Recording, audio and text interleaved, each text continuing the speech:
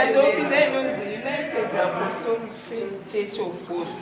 Saka kuchechu kwakaitika makakatanwa ekuti pari zvino hapana chechi ikipindwa mvura. Saka ini ndine nyota yaMwari. Ndinongogara chete regai ndobvunza madzimai ekuti muri kupinda kupi kwakaita sei. Wakabva watonditsanangurira nemufaro wakati tinopindira kumusoro kune chikoro chitsva. Mukasvika ikoko zvese Jesu aripo, panoimbwa, panofarwa, pane chiprofita. Nekuti ini ndachemberera muchiprofita. Handichagoni kuti ndiende muPentecost, hazviti.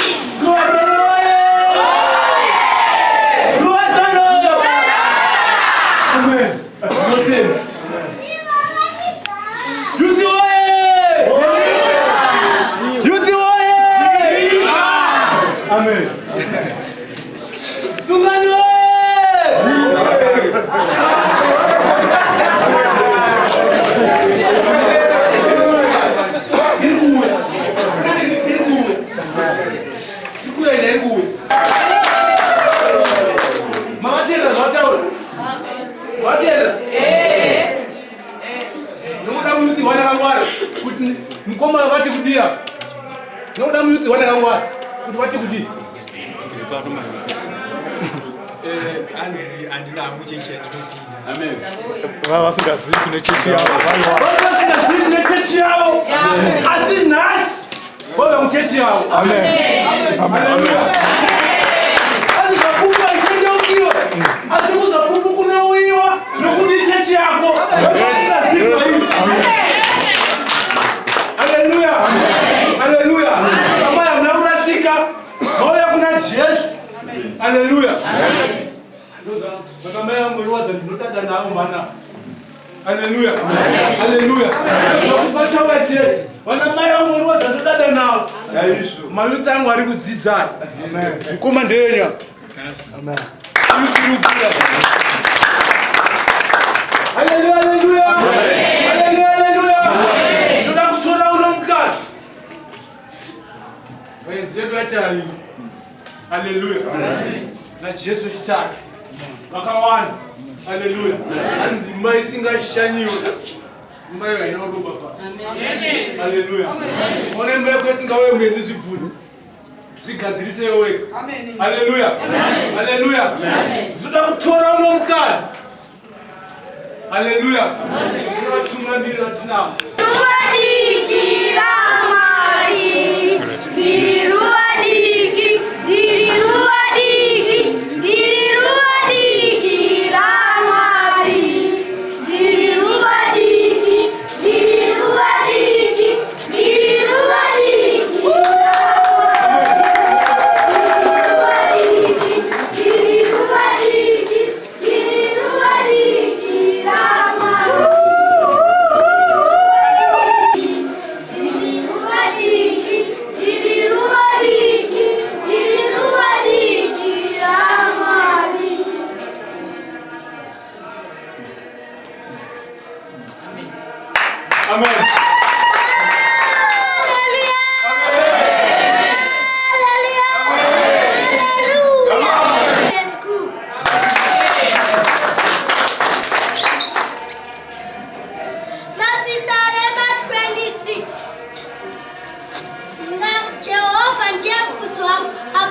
ndinoshayiwa.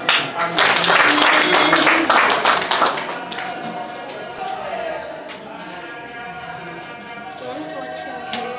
Let's not your hearts be troubled. You believe in God, believe also in me. Hallelujah. Hallelujah. Hebrew 11:1. Tenda chiva ndakakundane. Romans 3:1. Romans 3:23.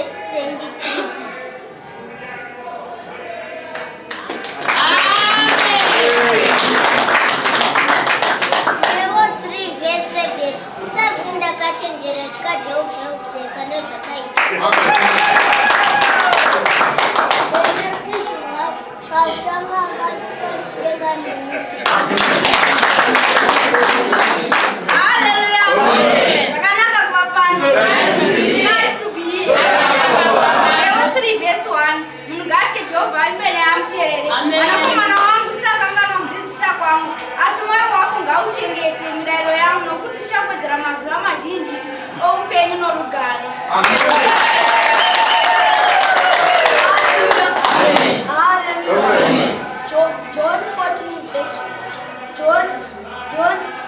John 14:14. If love. Amen. Genesis 1:1. Praktenga maraska denga neni. Verse 1. Praktenga maraska denga neni.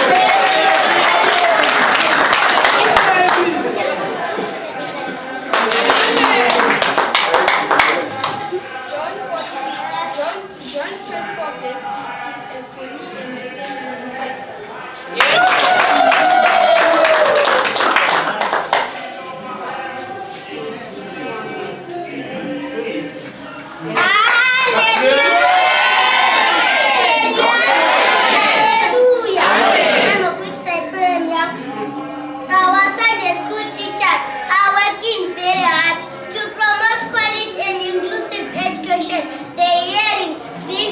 Mental and physically challenged together in the same class, under the same roof, sharing the same material, monitored by the same teacher. That's inclusive. Thank you, you are done.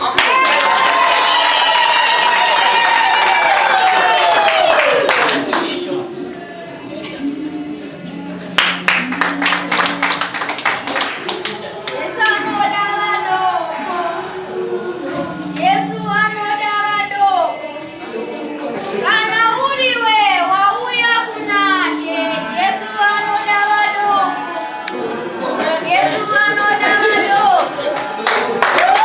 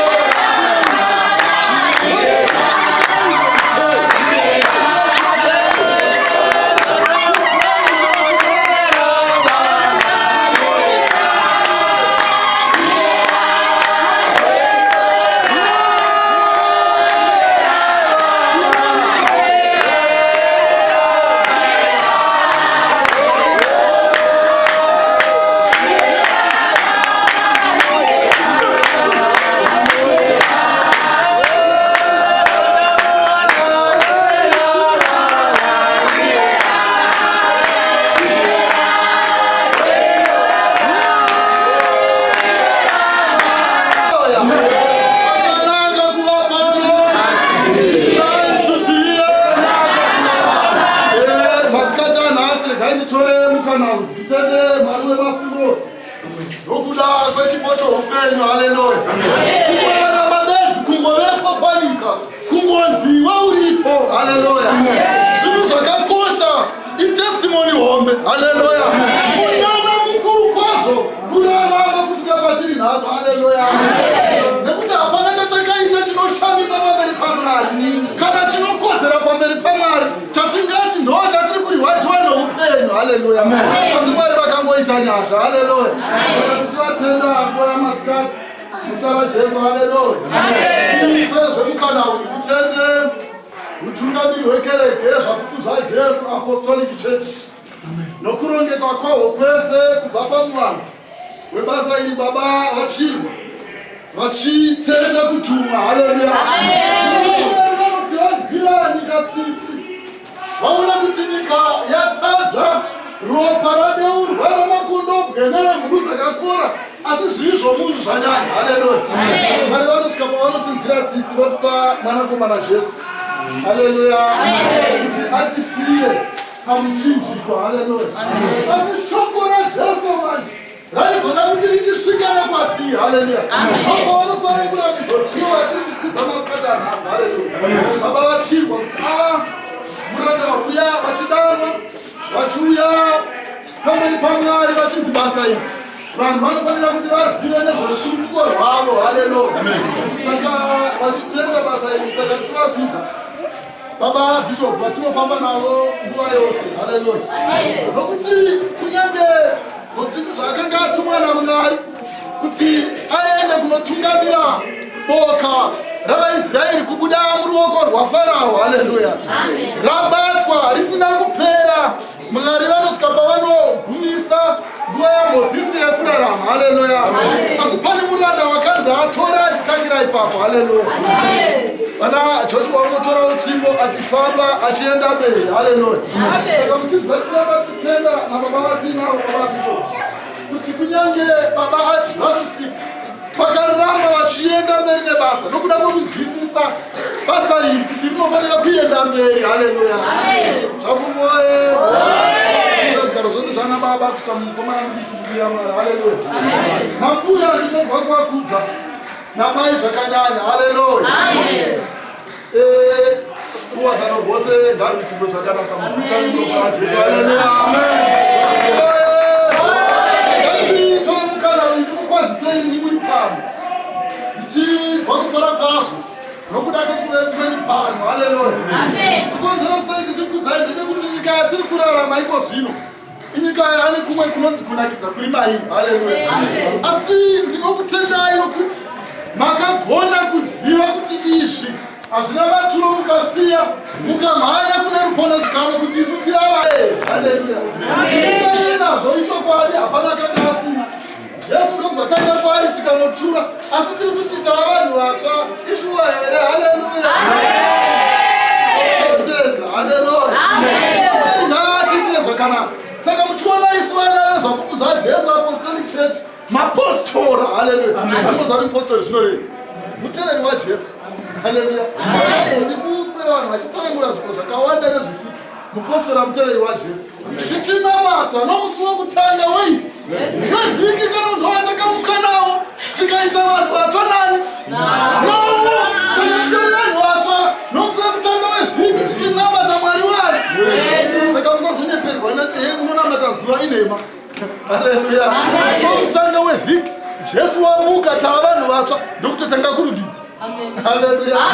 Mazuva yese pakatapa mutizoona tichienda kumasuwe tichidita tatomuka nomusi wokutanga wevhiki. Pauro woti musarega kuungana sezvoita vanhu. Munhu wakuunganidza zvipo. Ini ndichapfuura nepo nomusi wokudii wokutanga wevhiki. Haleluya. Zvakuboye. Isati mwezi akangwara. Nokuti mapostori akangwara. Akunda munhu akangwara somupostori. Musanyeperwe. Mapostori akangwara zvisingaiti. Anotoziva kuti izvi tinozviita izvezvi. Haleluya. Saka nauri kutaurwa ndeyekuti Jesu wamuka manje akukwira kudenga. Zvino ivo vakati vaungana vakamubvunza vachiti, Ishe modzosera ushe kuvaIsraeri nenguva ino here? Akati kwavari, hazvina kufanira kuti muzive nguva kana misi yakataura nababa vamene nesimba ravo. Haleluya. Haleluya. Vanopita vanotibvunza manje vaungana pamwe chete naye. Amuka Jesu vanoti nhai Ishe. Zvino unodzosera ushe kuvaIsraeri. Haleluya. Nekuti nguva yekuti vaIsraeri kumashure Jesu asati auya isu tisati taparidzirwa. Ivhangeri yakanga ichizikanwa pakati pebayani yaIsraeri. Haleluya.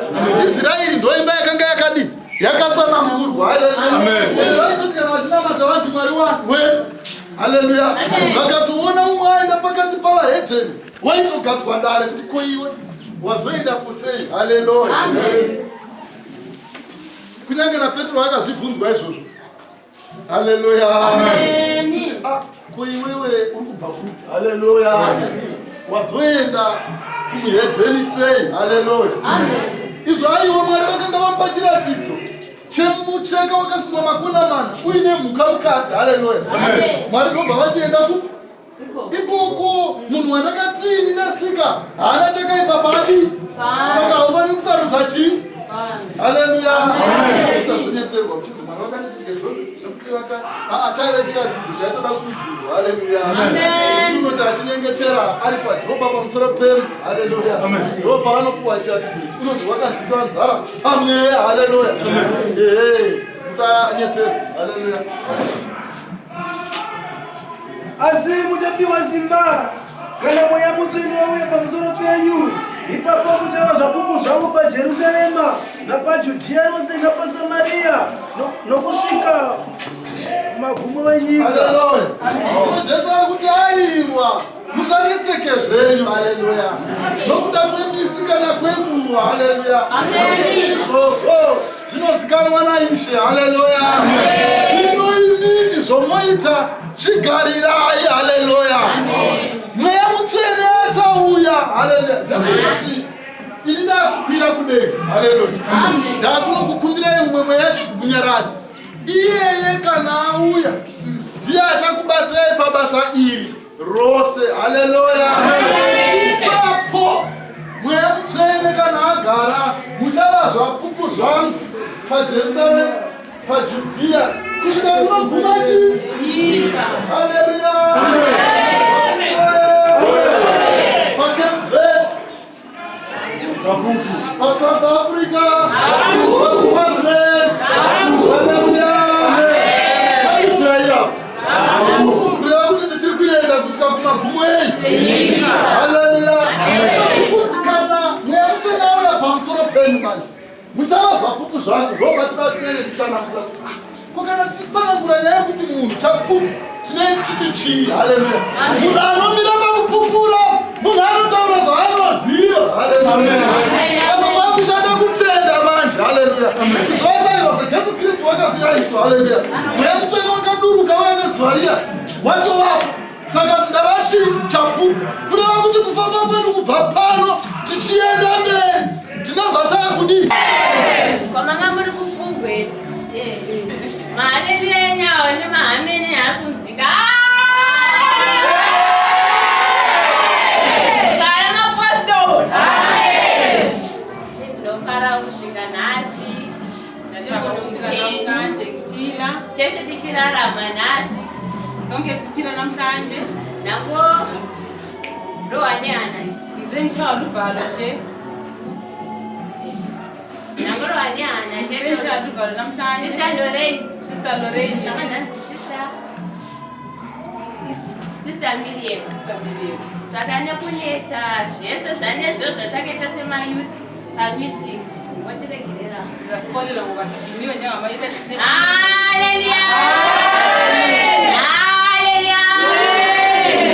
Okuqala ngikubonga ubaba chokutanga ndatenda Archbishop Bishop Eslike ufamba nawe zvezvi sela abantwana abancane nsithi kusvika kumukomana mudiki chiti haleluya. siyakugogo Tinotenda ambuya nabomama nanamai. Ruwatsano oye! Ruwatsano oye! Mayuthi oye! Basungano hanzi hapana chinhu. Sungano! Tirikuya.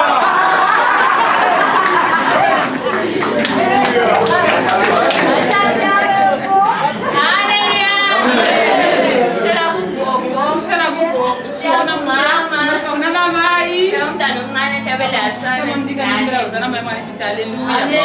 Nini ndafaka chinwani. Natabilinje inye. Ndasangana na baba naso makhasi. Uthi dlale nobaba uMakhaza namhlanje. Namai. Ayibona kapesa. Mama ngamthanda kudala. Lofara kubone. Kabuli kwa namhlanje mama. Hallelujah. Amen. Hallelujah. Amen. Themba lathi sizulu ukuthi ivangeli namhlanje belisithi Lekungathandwa sithivangeza sithi ukuthi awunamuntu ongezwanga sithi namhlanje ubaba uthuma eze wathi uthi hapana kana umwe asina kunzi wotho kwaphariza chithi kudi. Hallelujah basileyo. Amen. Walese. Hallelujah bangazwanga. Amen. Hallelujah asina kunzi walese.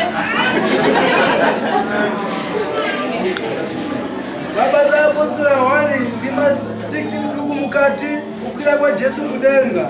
Hallelujah. Hallelujah. Uthakukhona kaJesu. Yesu kwira kwa Jesu ashenda kudenga. Othithwa esefu. Lord angamuka Esesifele izono zethu. afira zithathu zethu Wabe sesiyeza. ndovayela kudenga. Njengathi thina esifundayo. Sitiri kudzidza. Thina esifundayo. Kuri sei siri kudzidza. Esifundayo. Siri kudzidza. Sona sikufunda lo. Tokara sizvidzidza izvi. Alikufundi. Hamuzvidzidzi. Odzidza ka. Amuzidzi. Bataka chinja syllabus. Ngwese kwachinji syllabus. Hallelujah. Amen. Njengokutsho kukababa. Sekuverenga kwaita baba. uNkulunkulu Mwari yena iye wathumela umntana akathuma mwanakomana wake mumwe chete. Jesu. Iye anonzi Jesu. Aya wazosifira. Akazotifira. Izono zethu Zvitatho sonke. zvedu tese. Kazanga chiyeyo Haana kusiya kana chimwe chete. zonke Zvese zvatinoita zvitadzi wazifira. akazvifira. Ayesiyavuka. Ndobva aenda unomuka. Vabafileyo. Pakuno akafa Vayesu. akaenda kudenga. 6 zvino ivo vakati vaungana vakamubvunza vachiti, Ishe, modzosera ushe kuvana vaIsraeri nenguva ino here? Hallelujah. Hallelujah. Njengabafundi bakhe Sevadzidzi vake ndandakwazi nemwe munozviziva. nxa utitsha elifundisa Kana mudzidzisi achikudzidzisai ndalingabantwana imuri vana ngabe limlalela fanwa kumuteerera. kufanele laya libe limbuza imbuzo Mubvunza lalengayizwisisi pane zvamusinganzwisisi. kwakusenzwa ngabapostoli Ndozvaiitwa neapostoli. bembuza uJesu Vachibvunza Jesu uthi manje iyawenzani kuti uJesu zvino Jesu achaitei. vathena uNkulunkulu Asiwo Mwari ngomntana wakhe nomwana lwasitumela wake wakatitumira olengqondo ane pfungwa okhaliphileyo dzakapinza okwaziyo anoziva konke zvese. uyakwazi impendulo Anoziva mhinduro yemunhu wese. Akati kwavari, hazvina kufanira kuti muzive nguva kana misi yakatarwa nababa vamene nesimba ravo. Hallelujah. Hallelujah. Angaphambanisi. Kana singakanganisi Last of last week last kwasekuhambelana amavesi zvakosa zvamufambirana mavhesisi aya. ngoba wawukhulunywa ngento eyi-one Nokuti kwataurwa chinhu chimwe chete. Kana ngangaphambanisi singakanganisi. ngaphambanisile langicorrecta Kana ndakakanganisa mundicorrect. ngoba Nokuti yena uJesu iye Jesu wanyuka akamuka kwabafileyo kubva muno akafa efela izono zethu afira zvitadzi zvedu. njalo Zvakare waphinda wabuya kithi akadzoka zvakare kwatiri. uphakathi kwethu Ari pakati pedu. asimboni kodwa uphakathi kwethu Hatimuoni hedu asi ari pakati pedu. kodwa wena nxa ulokukholwa kwakho Asiyo kana nokutenda yakubuza ukuthi kwakho. uNkulunkulu phakathi kwakho Awu. naye uJesu la eceleni kwakho ngaphandle lingamuzwa Ndokuti kana musingamuzwa. ngaphandle lingekho lapha echechi Ndokuti kana musiri muno muchechi. sizidumbu zodwa Tiri vakafawo nesu otega. haleluya Amen. haleluya uthi lizwi lona vele selitshunyayeli Parizwa wakare nababa. so mna lami mkhonguthaya kuyisamali kwami nalengikwazi Ndikozadzisawo padiki pandozionapo. ukuthi la lapho engilahleke khona Kuti Mwari kana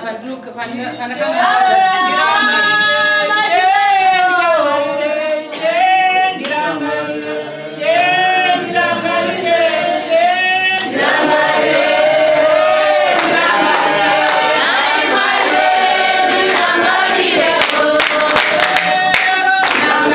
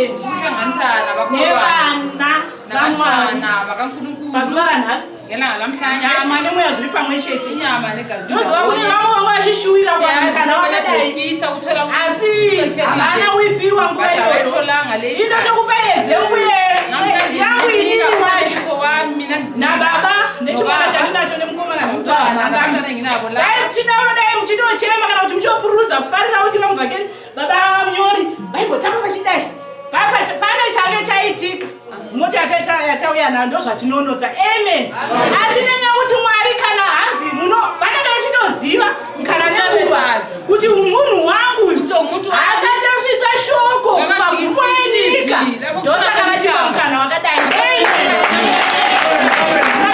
pauri chingonzwa kungorumbidza mwari kungonzwa kungotya mwari nokuti mwari ndewengoni ndimwari ane tsitsi evamavasiri mwari vane tsitsi tichitotaura zvimwe zvinhu maema kuti kwaivavo vainzi maitudza amen asi nenyaya kuti mwari vane tsitsi mwari vanonzvira mwari aminoti ndingati vane mwoyo wakaita sei amen mwari ari patient unoti unokupa mukana uchingotedza zvapo maitudza uchingobira mwari usida kana kuunza mataisi nyavanzi zvipo pano zvavanzi nyawe 50 cents hunza nyawe 5 cents inodiwa asi ndinee ndinao ndabuda pano ndakusvisvina mafriziti panze asi mumba yamadisina kugadzirisa kana chuni amen asi vanoramba vachikupa hanzi another chance nokuti pamwe unogona kufunga urangarira kuti asi zvandikuita zvandizvoka ndigadzirise amen ndinovatenda mwari handisvitsa pano pazuva ranhasi tikasangana tese pazuva ranhasi chekutanga totanga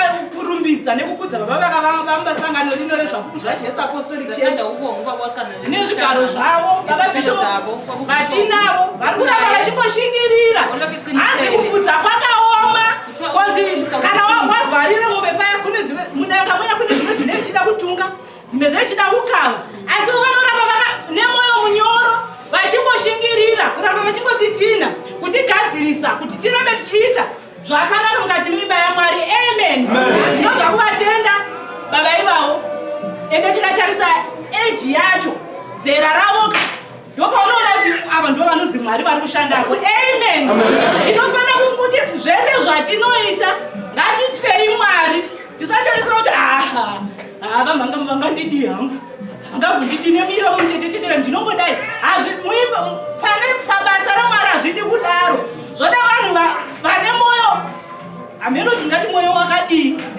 mwoyo wakunzvira mwoyo hanzi une rumu hombe unogona kutokamchira zvese amen kwete kuita zvokusaitireka kuti haivawo maifundisi ngazvitezera zvamaifundisa mumanzimveri ndomataurirawo mwari havazvide imimi muri kuona vari maifundisa vasi hasi vanenge achitaura ndimai havasi mai makaza nguva ivovo ndimwari vanenge vachikudzora imimi batai mashoko anenge achitaurwa tizame kugadzirisa nzira dzedu kazhinji katondosimbodza nyamba takagara mumaconferences vabishopu vachiparidza unotomona kuti ari kure zvoti vamubvunza kuti paunogona kutobudza zvimwe zvisingaiti amen mwari havazvide kana tichiuya pano hazinofanira kuzvibvunza usatopinda padhosambirira kuti iwe ugora muchimudzi mweya uchimbocheka newe uchivhuma ende kuti chinondirwa zvakanyanya imweya pakuzvitaura nhasi vanhu vanoprofita vari wrong kozi vane vachiona kuti maimbudzai mhongwe asi mweya unoramba uchingorira uchishungurudza vanhu pano uchingoti kuna vari kukomba asi muchipuhwa kuti maimudza munhu ngaaudzwe chokwadi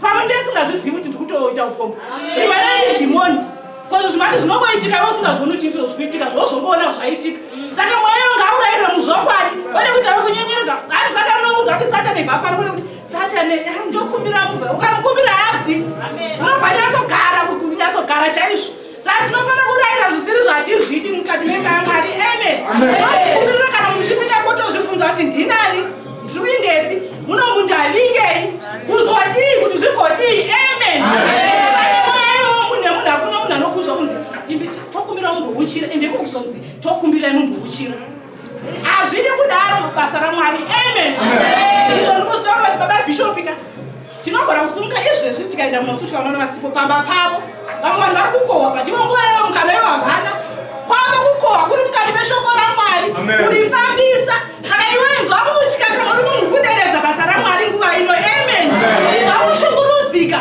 inzwa kuti uri kubatikana mudikani kozi haisi nguva yekutamba nguva yekutamba yakapera ende kuva kutanga yakafura yanova uchitaura nezvokwadi kana kuri kumayuthi hanzi imi mungaona cheche isingasunguri ndimi mukukonzeresa amen saka batai nesimba inzwai kuzunzika kuda kubata basa raMwari asingagoni kuimba ndosaka muchibata chidzidzira zvese bozoya pano mamatomata zviscreena moga amen hatichadi nguvayo vakunyengererana pazvinhu zvisiriizvo zvakataura nabagarai kana mumwe musi panoshinzi ini ndandidi vanhu vanoti kana vandiona ndichiita zvisirizo vongoti anoti ndiva mudhikoni ndingagobi vaudzei nokuti pamwe vanenge vasingazvizivi satani chinokubata ka saka tifani kudaro tinofanira kufamba muzvokwadi nguva yese amen handisi kuti ndiri mutsveni asi ndikaona uchiita zvinhu ndotokudza kuti zvazviti zvitori nani kutondivengera kuti ava nhaiwawo vekutsiura siura asi ndechikokubetsera mweya wako amen hatiningangwana kuti uzonzi archbishop ndo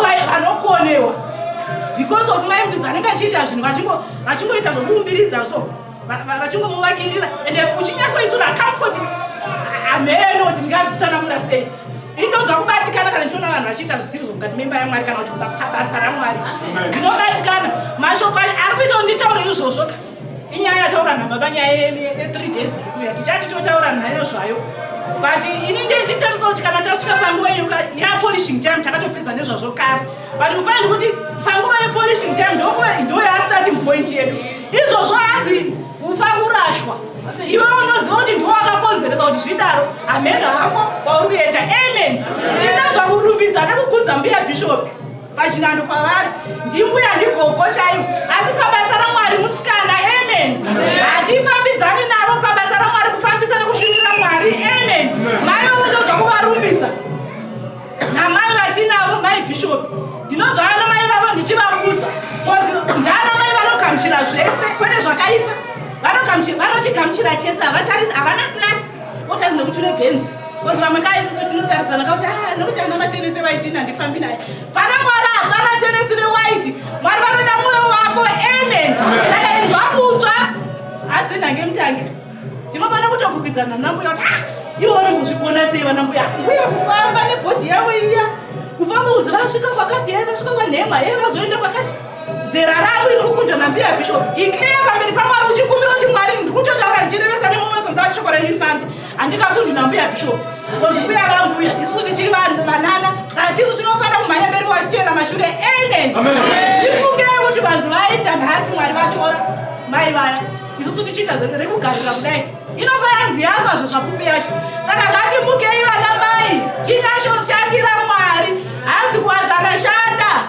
haisi ijoku kana kuti kungonakirwa nokuti kuwadzanoshanda munhu akataura izvozvo haana kungozviita zvokungorotomuka kuti handigodiko ndakangotaurawo ezi speech asi zvapupu zvese zvinoitika its a prophecy nenge yatoitika nguva iyoyi vakaona zvakakodzera nguva iyoyo kuti kuwadzana ukasamira kuwadzana ukasashanda imi munokudza kuti kereke amen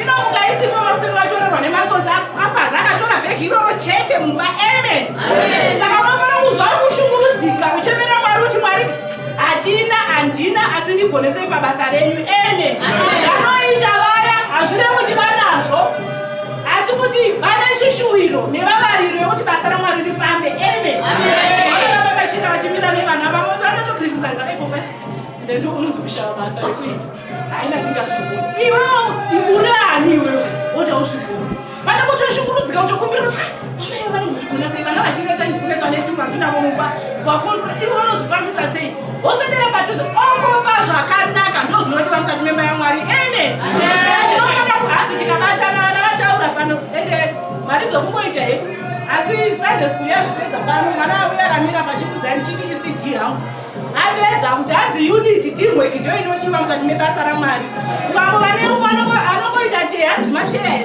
kudai zvonovana moto zvataona zvavambangamizvira ndo zvinotoitika kozi onenge toita pasaidi risiri rako pinira panzvimbo mire mudhima tinyasofamba tese tonyasokweva zvinoenzana kozi inorara mudhima inopedzera urohwa saka torohwa here isu tiri vanhu vezvaku hazviiti saka munhu zvane kuita amen yatanga basa wani mabasa apostora 6 diki mukati kukwira kwaJesu kudenga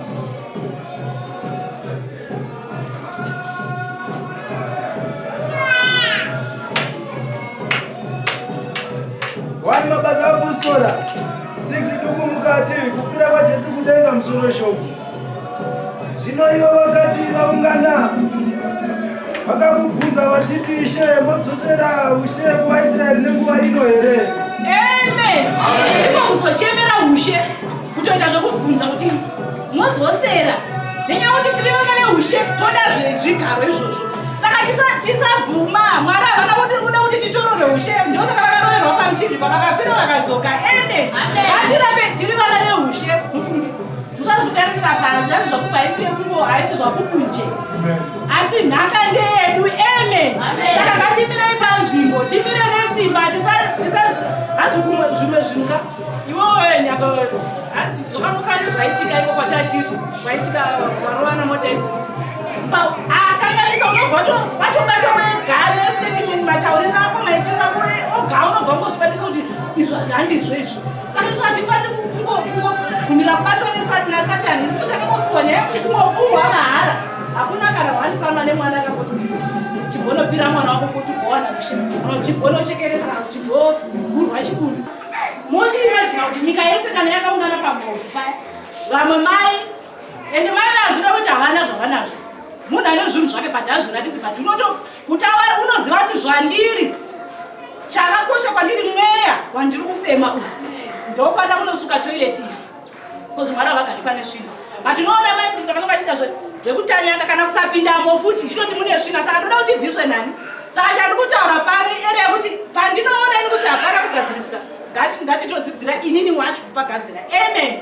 Tisateresera kuti zvavasipo vamuvhangeri hameno, hameno vavhangeriko, savamufundisi hameno zvavo vanopedzera napo. Kupedzera napakudii? Kutotadza nebhoni yedu tichiziva zvatinechiyazozika takanyatsoudzwa kare torelaxa. Saka apa tinenge zvandoda kutotaura meseji iripo ndinyaya zvatakatarisana nazvo kuti apa haisi nguva yekuti baba vasvero zvinetsa kuti saka makazodii zvikazodii tozodii.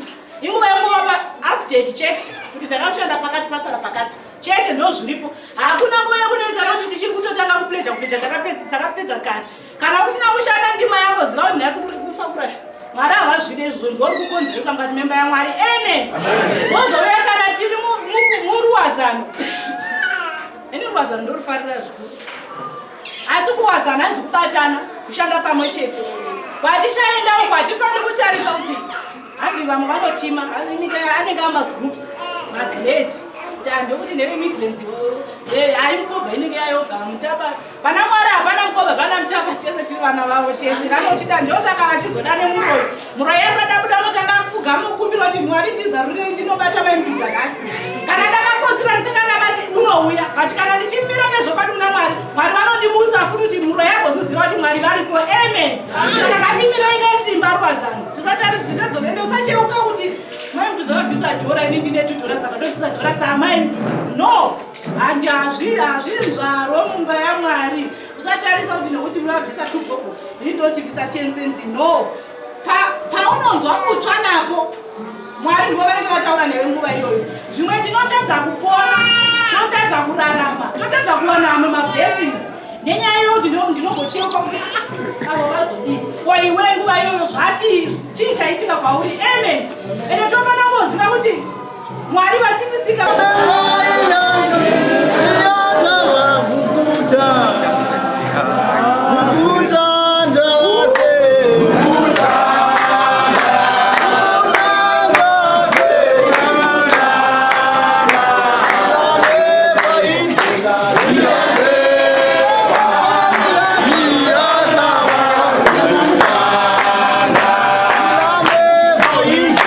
Yeah.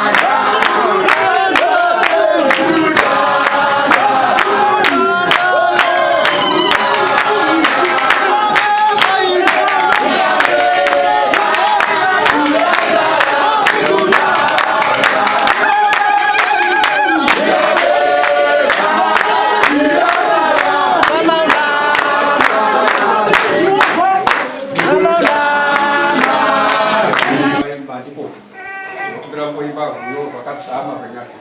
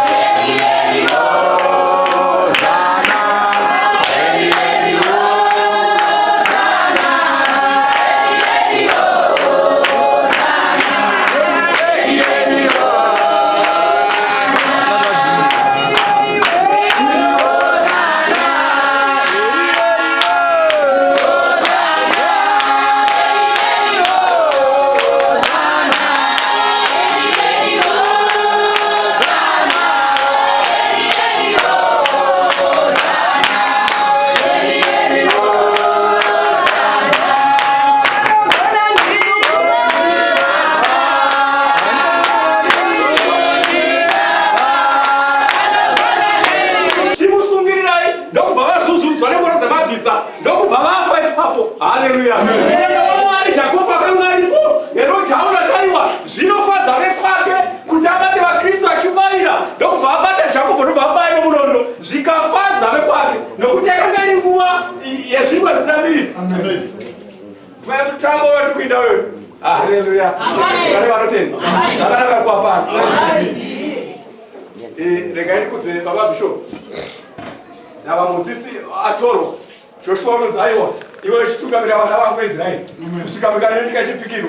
Asi bhuku yemurayiro ngaisasara pakati pamuromo wako. Amen. Vanofamba nenhasi. Haleluya. Ngavakudzwe. Tikazwa chavo chinokudzwa vasvika kuona tinayambira mazvizita. Haleluya. Vanhu vararama izvozvo. Vane vanotenda. Pakanga paine shemere yakaona mazuva ayo yakwegura pakuona shemere yejiana. Inonzi aiwazve yakati kuna Mwari wayo, ini handingaoni rufu, handingatongofi, ndakaranga nakomana womunhu, ndamubata mavoko.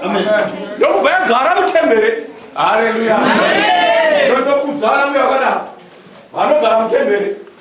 Haleluya. Vanosipota vachiuya zvavo. Tinobata navo asi vanopota vachiuya, vanombouya mukati mwedzi unowanei tozoona zvamuna Juni. Haleluya. Vamweni ndo vanoonekwa kamwe pavhiki. Zere pepepa rinodakadza renhau rinonzi Sunday Mail. Kuchina vako asi nesvondo varipo. Haleluya. Vane vanotenda. Sunday Mail rongobuda zvaro paSunday chete. Pamwe pose haripa. Vane vanotenda. Zvinoiva havadaro vanokudza. Ngavakudzwe. Haleluya. Unotazoita kukwenya kuti aiwazve avo ndo mai. Haleluya. Lero hwakagadzikwa pane vamwe vanhu. Chero chikwangwani chaitodiwa paunhu. Haleluya. Zvinovaka zvininipisa. Pavakavepeza kuya pano ndakabata shoko rokuti kana pachiparidziwa iwe tivanoti bhuya kuchinyora. Zvimwe hazvibatiki musoro. Haleluya. Secho. Haleluya. Vanobata tokoto unomedzedzwa nodii? Vanobata zvose zvavanozipukurwa. Nerakanaka ramborabva rabatwa ragara musoro. Asi vana baba mabhokwe nemabhuku mavo. Kudzora nababa. Slogani yako iri kuuya. Tomahirezve. Haleluya. Iri kuuya chavangu. Haleluya. Sinopanga pane vamwe vai vakachiturukira nerumwe rurimi ndo vandiri kuda pano. Amen. Rurimi rwari pano ndo rwandoti ndavati imwe shona yangu inozodzika zvokuti inoda. Amen. Yeah.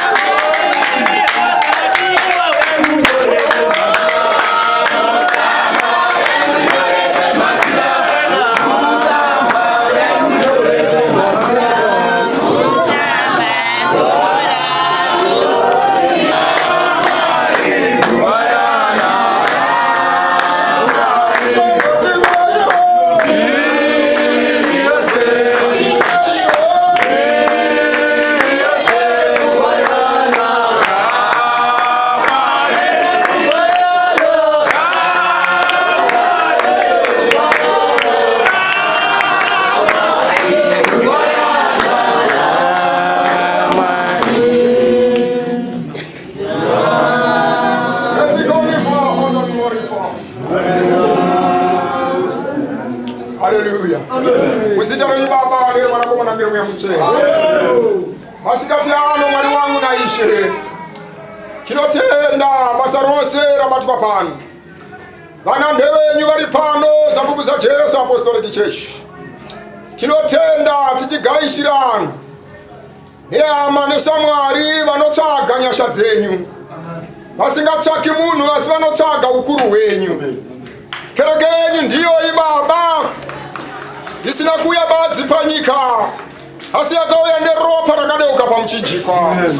Mukati kana mweya mutsvene wagara pamusoro penyu. Baba zambuku zangu paJerusarema napaJudhea kusvika kumagumo enyika. Basa ngariendeke. Basa ngariparidzwe. Ngaritaurwe muzita raJesu. Vana venyu Baba vari pano vasumudze maoko.